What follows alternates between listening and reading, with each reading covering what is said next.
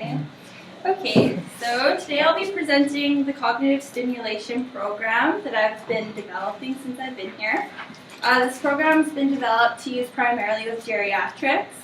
I've named it Mind Matters, and it's different from the already existing Active Mind programs in that Mind Matters focuses on looking at each patient and determining the specific areas of cognition that they're having problems with and targeting that and working on those areas.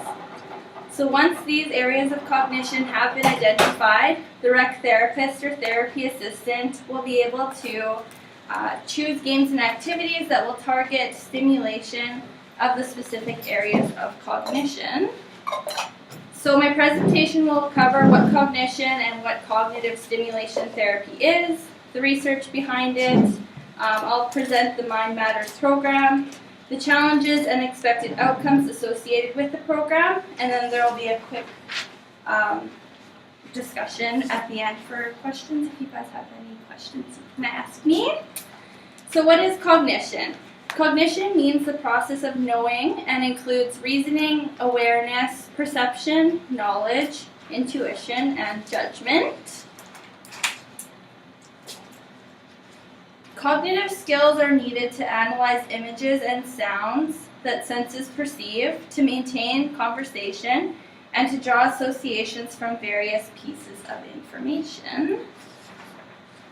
Components of cognitive function include attention, learning and memory, language, visual spatial processing, reasoning, and executive skills. Attention is the ability to sustain concentration on a particular object, action, or thought, and the ability to maintain competing demands in our environment. Learning and memory is the ability to store and recall information, and this includes both short-term and long-term memory. Language allows us to translate sounds into words and generate verbal output.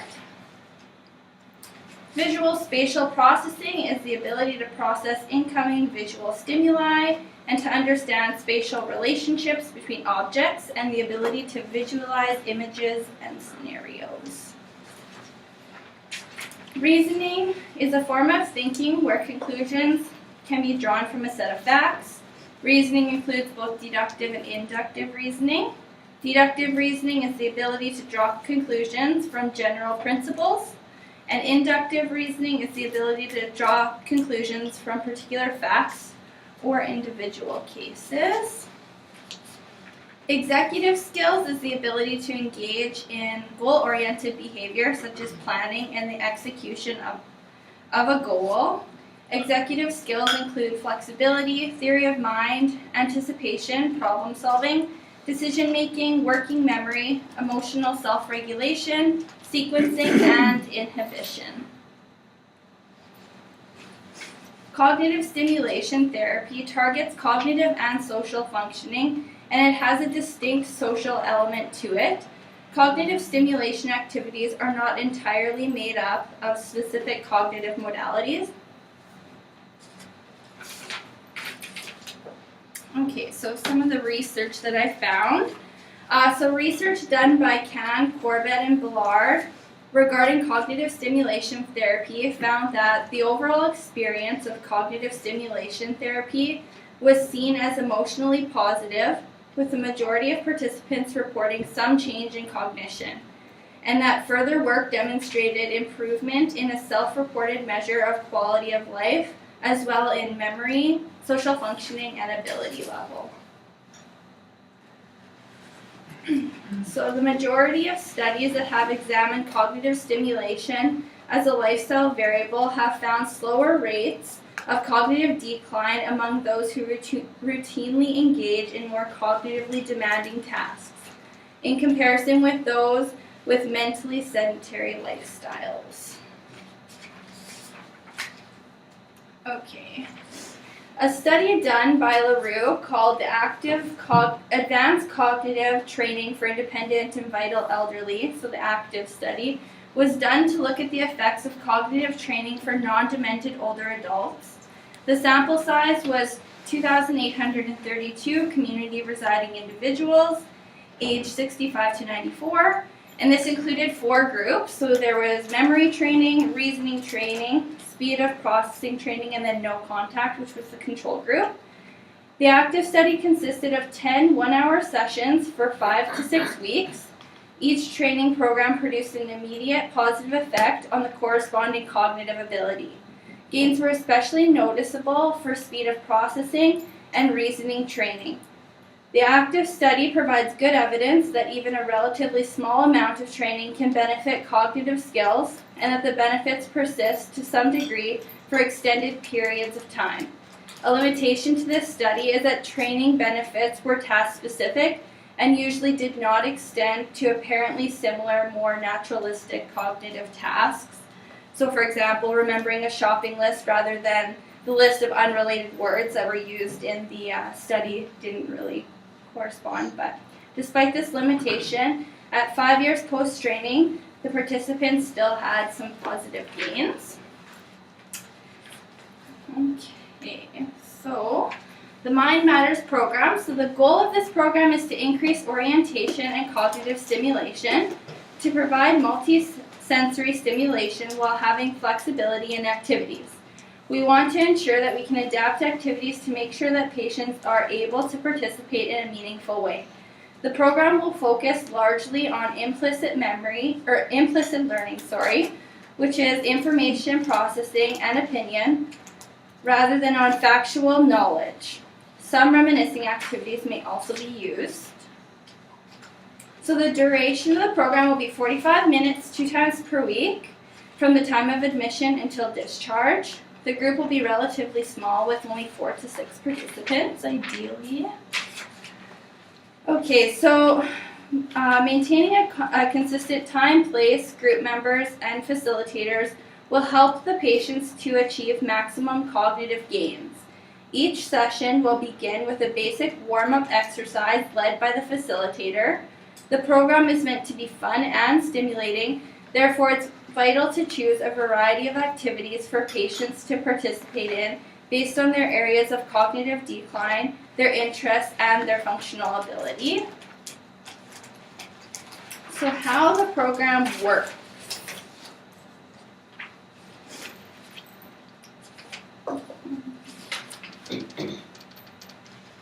Sorry, I have way too many papers here.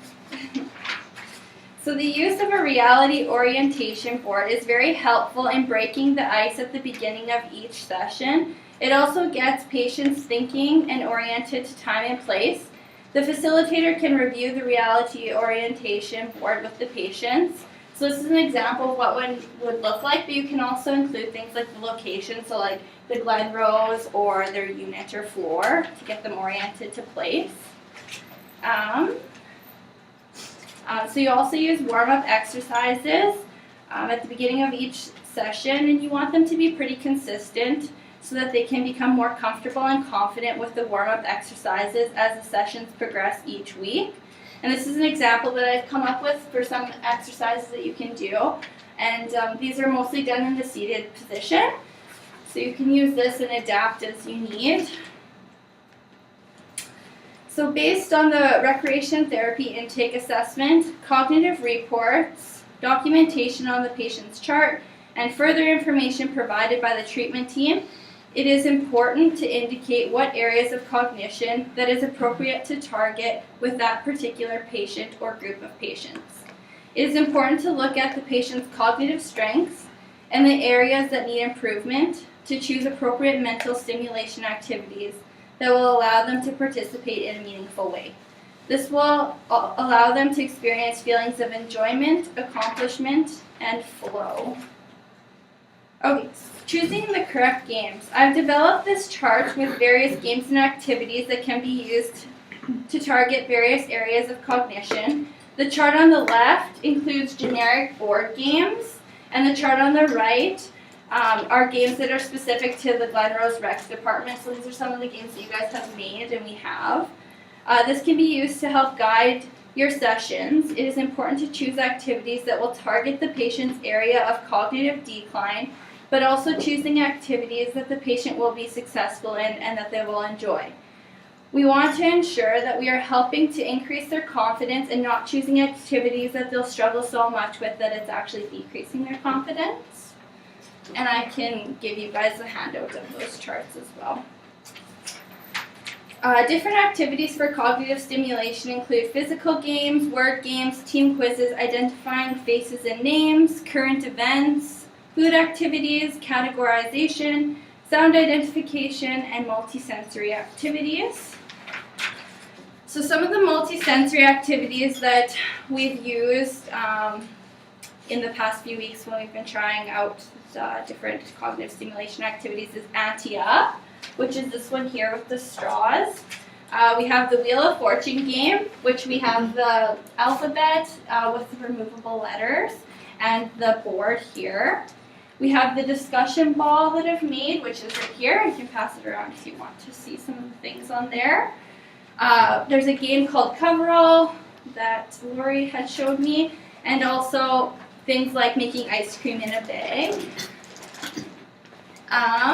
So Ante-Up. So there's a set of statement cards and straws, so they just read the statement card and follow the directions on the card. It's really good because they're looking at answering the questions but also following the directions on there, and then using the straws so they can grab them, pass them to the other players depending on what the cards say to do. So this increases cognitive stimulation, social interaction, ability to sequence and add, increase and maintain self-confidence, improves memory.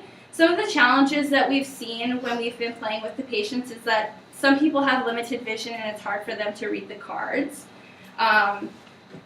You need accurate hand-eye coordination, so able to pick up the straws and pass them, and also cooperation, because some people don't like to give up their straws. So the Wheel of Fortune game is just like the Wheel of Fortune you see on TV. So it increases cognitive stimulation, self-confidence, social interaction, attention span and concentration, memory recall, and it's good for a group setting. Some challenges is that sometimes it's hard for people to see the puzzle, and if they can't see the blanks, it makes it really difficult to try and solve it. And they also need accurate hand-eye coordination for the spinning of the board. This game is also really good because we hand out money, so at the end they get to count their money, and it's really good for that executive functioning piece of it. Coverall is this game here. So you have 3 dice, and they roll it, and then basically they're trying to cover up all the numbers on here, so they can either use the numbers on the dice separately or by adding them together to try and cover up all of the numbers. So this one increases cognitive stimulation, maintain the ability to sequence and add, increase attention span, concentration, memory and recall, improves judgment and abstract reasoning, social interaction, and grasping, because you're going to be covering those. And some challenges: mathematics, hand-eye coordination, and attention. And the discussion ball. So it has questions of both the past and present. So it really helps them to look at current events, but also to reminisce on some of their past. It's good to start discussion with the patients. The stimulation of long-term memory, verbalization of current events, increased attention, concentration, and socialization. And it also helps to build rapport with the patients, and you get to know them a little bit better as well. Some challenges, again, is vision. So they might have a hard time reading what is on the ball. Hand-eye coordination, because we like to toss the ball across the table or to the other patients. It kind of gets them more excited about it. And participants with memory deficits may find it difficult to recall some of their past memories that they have. So ice cream in a bag. So this is an activity that I've used with Lori. Using ice, rock salt, whole milk, and some other ingredients, you just put everything into a bag, and then they're able to shake it up for 5 to 10 minutes until it turns into ice cream. So this is a multisensory activity that increases cognitive stimulation, and it allows the patients to see the entire process from the beginning, so adding all the ingredients together to the very end where they actually get to eat the ice cream. And it's a good time for social interaction, so while they're shaking their bag of ice cream, they're able to interact with one another and have that socialization. Some challenges is measuring the ingredients, so fine motor skill, hand-eye coordination, and attention. So you want them to be able to actually stay on track for at least that 5 to 10 minutes where they're making the ice cream. And some other activities for cognitive stimulation include drawing, painting, playing an instrument, woodworking, crafting, baking, dominoes, checkers, chess, card games, Scrabble, jigsaw puzzles, and crosswords. So it's important to ensure that the patients will benefit from the program. This can be done by choosing activities that are not too hard for the patients, such that they don't understand or are not able to do the activities in a meaningful way. But we also want to ensure that the activities we choose aren't too easy for the patients so that they get bored. The beginning of the program should start with games and activities that they're familiar with.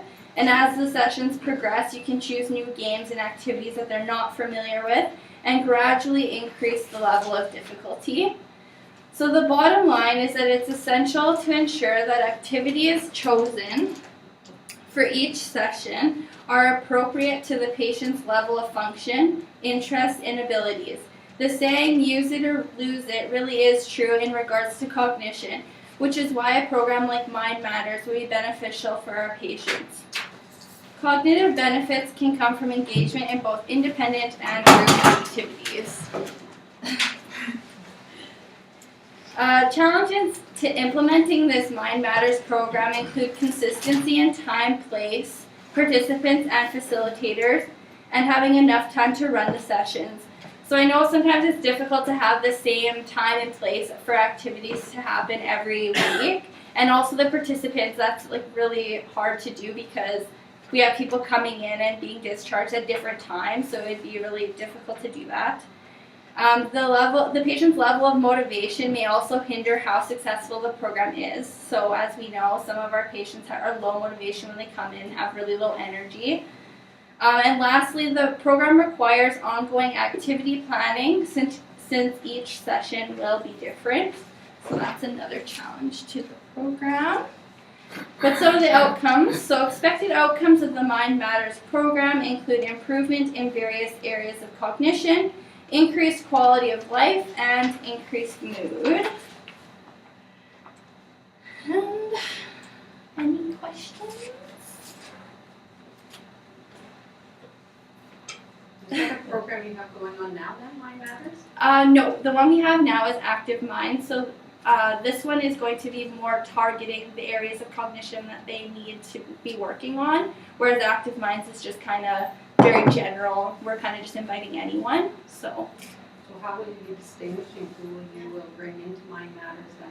So we're going to be able to, from their intake assessment and then notes on the charts and things like that from the other members of the treatment team, we'll be able to distinguish who is appropriate depending on their cognitive testing. So I like the name. And Nicole, have you tried the Wheel of Fortune game yet? I've tried the Wheel of Fortune game, but not with the alphabet. When I tried it, we used a flip chart with the alphabet at the bottom and crossed out the letters, which got to be a bit confusing, which is why I made this one it has removable letters, so it has Velcro on the back. So once they guess the letters, you can take them off, which is kind of nice. It's easier for them to see, and the letters are big enough so that it's like that helps with if they have visual impairments. Anything else? Do you have ideas as to what cutoffs you're potentially looking for on their testing? Or is it just a general how they need more to be able to successfully transition to their next location? I don't think that it's really specific to different cutoffs. I think that the main thing is that a lot of the patients that do come in, really their cognition might be okay, but they're really not doing anything to stimulate their cognition. So if it's declining in any areas, they don't recognize that they should be doing things to stimulate their cognition, which will help to decrease that decline. So I think that's more so looking at that. Is the MOCA done on most of the inpatients now? Most, yeah. Yeah, because that's a good tool that identifies some of those things that you were talking about with the executive function and stuff. Yeah. That's where a lot of this idea came from with Nicole and me, was with the MOCA, a lot of the OTs will talk about, the different areas where after they've done all their cognitive testing, where they're seeing that the patient really is declining in. So we thought, what can we do to support that or try and maintain that cognitive decline? So have you guys thought about doing a joint program then with OT? We haven't talked about it, but it could be potential. Yeah. I don't mean to be negative, but I'm on a group with speech and OT, and they're creating a group called Mind Matters as well. Just so you know. Is it called like Yeah. There you go. Good name, but Yeah, hard to use. Just call it Mind Matters Point O2. Is that it? Yeah.